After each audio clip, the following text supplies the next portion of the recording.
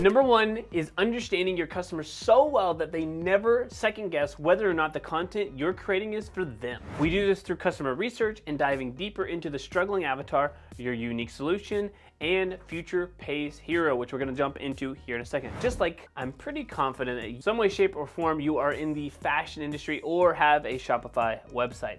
So let's go ahead and jump into customer research. The very first thing I actually wanna do is go over to Reddit. Let's assume that I have a clothing boutique and I'm looking at competitors. I wanna go over to Reddit because this is typically where people are, let's just say, a lot more open with their conversations. So here on Reddit, and I'm searching for a pink lily. You'll be able to find it this way. I wanna find out the bigger competitors, what they're doing, and more so, where's the gap in the marketplace? There's a couple of other places to look at, but this one's from 9 months ago. Pink lily, is it really that bad? Look at the comments here. It says, her blank looks horrible, and pink lily is the most overpriced, poor quality, something else, just like Amber. Okay, wow. Their clothes are so cheaply made, scam, looks like her blank, blank, blank, her size 2, that's not right. Also it says something about her shoe size. I know she's an 8.5, which is pretty normal, yet she will only say when her shoes are true to size. So what am I finding here, right? You want to find, you don't want to go down the rabbit hole of just like seeing a bunch of negative things, but think of them as opportunities. What's happening on Reddit here is that people should probably say the size of their shoes. They could also, if something, for example, if they think it's fast fashion and there's a big problem with that, they could say, talk about the quality of the material and how this is good quality or this is something that's different. Because you can't do anything about the outfits being ugly or looking cheap, but you can talk about the specifics about what makes them stand out. So when you're starting your boutique, or doesn't matter, insert any brand in here, you will be able to find out what's actually happening. What is the gap in the marketplace that you can go and create and exploit, and you use this to create your content. Another thing you could do, right, we could also go like this, Pink Lily Boutique reviews, and we'll find out stuff too. So this was actually from 2 years ago. Pulls up Reddit, Pink Lily reviews on Trustpilot.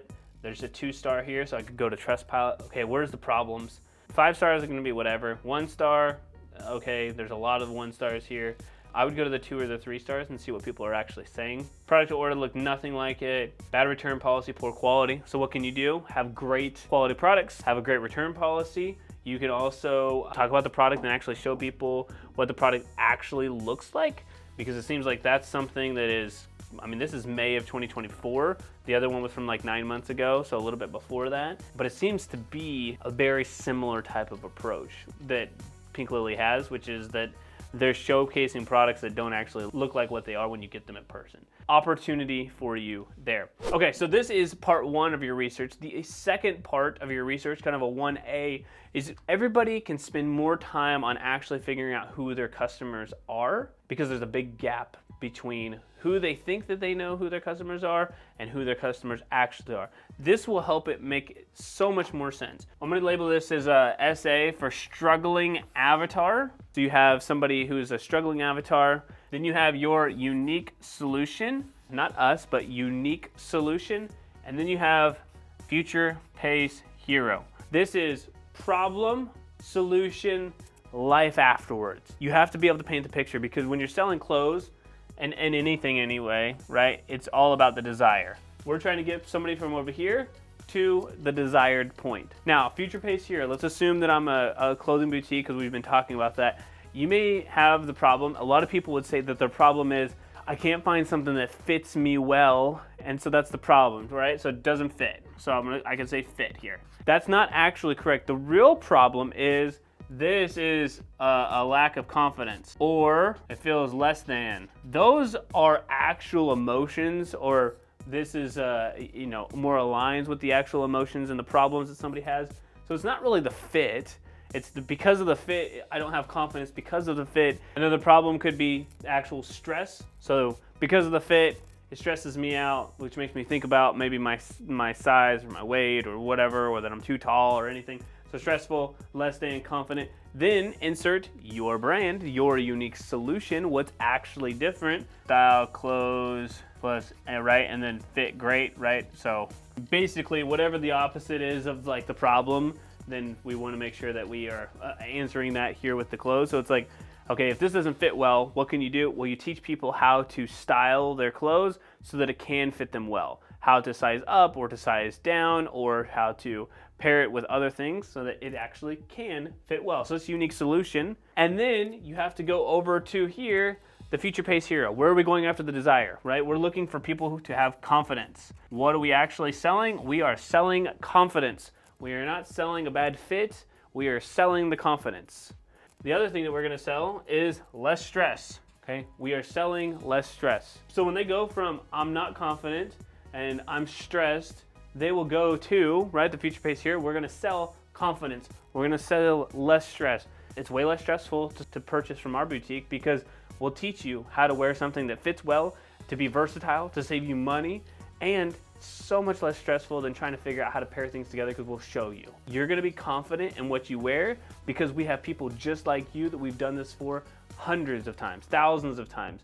And if you're a brand new company, right, you can't really say that, but we have worked with people like you, so we know that our clothes will help you get confidence because we got these people or these spokespeople, which is why UGC and that type of content or user-generated content is so powerful. Over here on this document, so I have a breakdown or a Google Doc that answers all of these questions, right? This is the struggling avatar. How do you go through that? You have your unique solution, and then you can go through that. All of these areas have questions and ways to think through something and filling out the answers so you can understand who is your actual audience. Very, very important. If you want the struggling avatar documents, if you want all of those, just comment the word avatar down below. I'll send that to you over as well. The most important thing to make sure you get right is to create a system that continues to print money, and that is the messaging behind your actual audience. So this helps you get to the audience and sell the desire, right? And it starts to step through or kind of create the gate of the messaging. And look, you can't just, at least 90% of the time, throw a flat lay on the ground, target some people on Facebook ads or Instagram boosted posts and make thousands of dollars per day. It's possible to do a couple of times, but not consistently. But if you're messaging, right? But if you get your messaging right, that will inform the content you will create, which will give you an unfair advantage in the marketplace to make a lot of money. Now, let me show you exactly what you need to do to make this messaging actually work and the pieces of content around that. But first, I wanted to say a quick hey, howdy, and hello. I'm Aaron, I'm one of the co-founders here, and alongside my business partner, Christian, we have helped over 250 clothing brands. We specifically work with clothing brands all over the world, and Christian's forte is really the Shopify side of things, websites, apps, everything on that side. My focus is on marketing and messaging and ads, and we drop new content for you every single week. Please make sure to give us a little like and subscribe. It helps us out a ton. And if you do it in the next 3 seconds, I will share with you the best game from the 90s, best video game from the 90s. 4 types of content that you need to create that will help with your messaging. So number 1 here is connection. It will all make sense here in a little bit, but connection is basically the type of content that you create to make sure that you connect with the audience. For example, I could say, hey, look, are you a clothing brand owner, right? That's somewhat of a connection. Or I could tell you that, hey, I'm a dad and I have 2 kids and I'm married and live in McKinney, Texas, right? Like I live in the Dallas area, right? So maybe shout out to the Dallas people, but those types of things could be a connection. Another thing that could be like, oh, I run, so you could connect with me that way. When you're creating content, you have to build some level of connection, and you want to make sure that you do that, because if you do not, it will be difficult for somebody to like you. And this will all make sense here in a second. So this is that like factor. This is gonna be roughly 30 to 40% of your content. All of this will make sense here in a second. The second piece of content is what to do, right? This is also gonna be about 30 to 40% of your content. This is the trust factor. How do you get somebody to trust?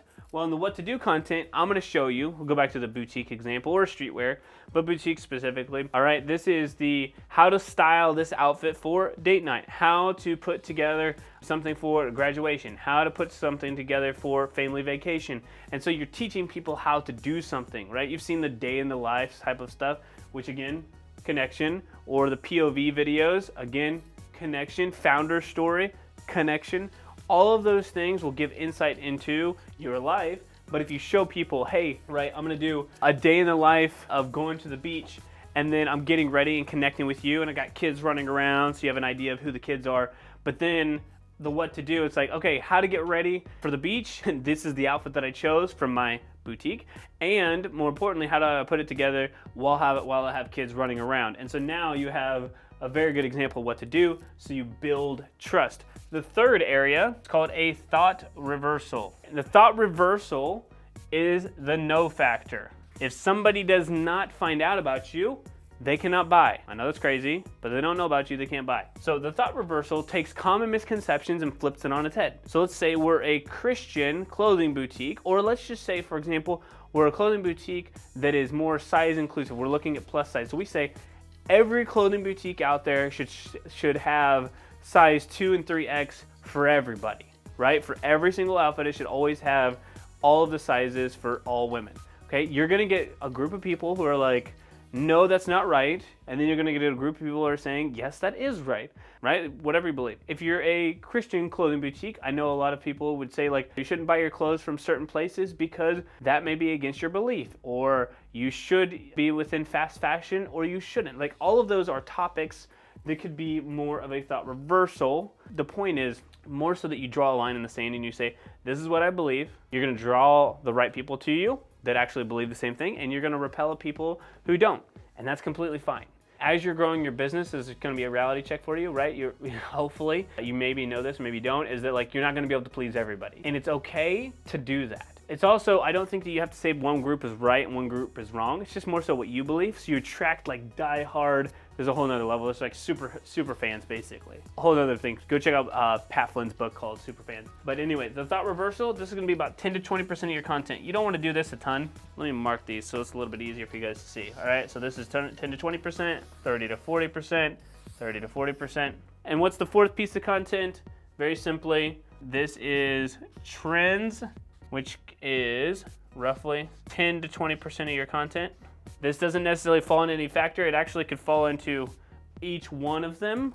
But the trends, we'll get to here in a second. But really, if you can copy or mimic some trends, what's actually hot right now, you shouldn't shy away from the opportunity to go viral, from shooting for virality. It's not that you have to hit it, but like, if I'm gonna create a piece of content, my goal is to create the best piece of content possible with the opportunity or the chance to go viral. And when you can figure this piece out, when you start to create content around these areas, you'll connect people, right? They'll start to like you, right? But first they gotta know you, then they will like you, then they will trust you, and because of this trend, you'll reach more people as well, right? This kind of feeds into the thought reversal. So add a trending sound or thought process to this thought reversal, add some connection into it and a little bit of what to do, and you combine all of them, a little bit more complicated to do. That's the combination to create something that's a little bit more viral or reaching more people. But at the end of the day, I don't know about you guys, but I don't care how many views that I get as long as it's the right customer. And if you do this stuff,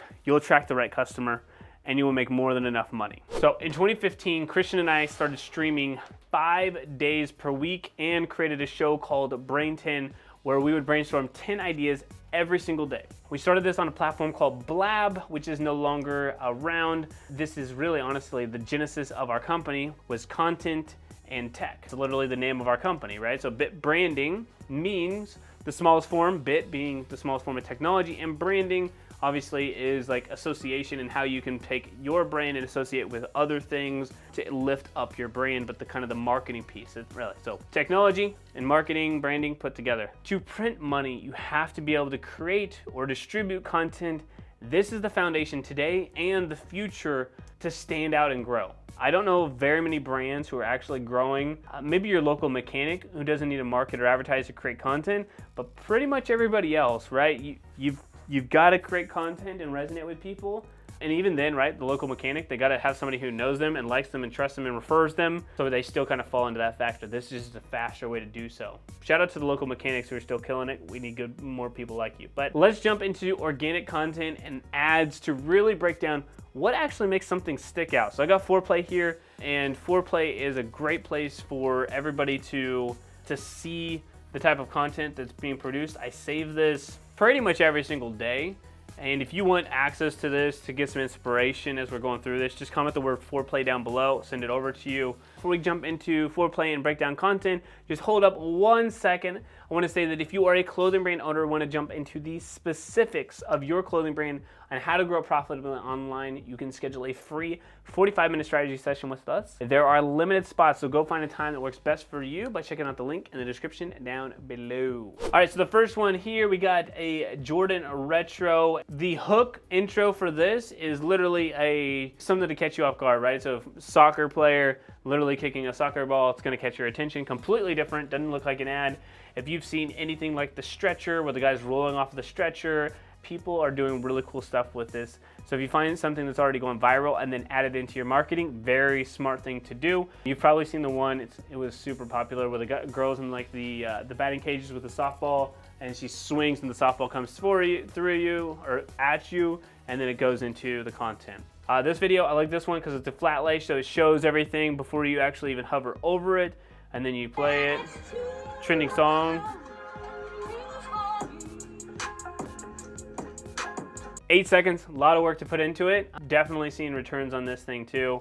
The ad is still technically running. Actually, I think this was organic. Sorry, it's not running. It was an organic post. The third one here, okay, so it says, when someone says, I have nothing to wear. Again, going back to connection, right? A lot of women say this, a lot of guys say this. I really don't have anything to wear. So she's already calling it out. You can see it above, see the placement here, which is very nice. You can see it on all placements, but moving everything to the 9x16 placement. So you can see that when someone says, I have nothing to wear, and then grabs a trending audio.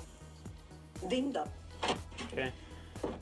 This also reminds me of like some Gen Z stuff here, right? So this is being popular. Like you can kind of see one here, and then you got this one. Really cool, kind of stands out. They're obviously wearing the clothes as well. This is a cool thing to copy here. This one, connection as well, right? So as a business owner, somebody who understands this or shops, and then also I didn't notice this was actually in Dallas, so shout out to them. But so we're tired of making content, please just come buy our stuff. So funny as a business owner. Really cool, 3 seconds, something very simple you could do, especially if you have an in-store location. I also thought this one was cool.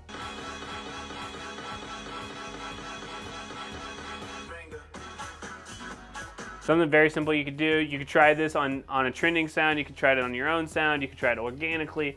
Lots of cool options there. I look at this as like, could we do something like this for Black Friday, Cyber Monday, like early access? Could just really start to stand out. Okay, so now you know the strategy behind printing money and what to look for when you're creating content. You need to put gasoline on that fire, so go watch this video on Instagram ads for your clothing brand right here next. All right, y'all, have a great rest of your day. I will see you next time, and P.S., please make sure you hit that subscribe button.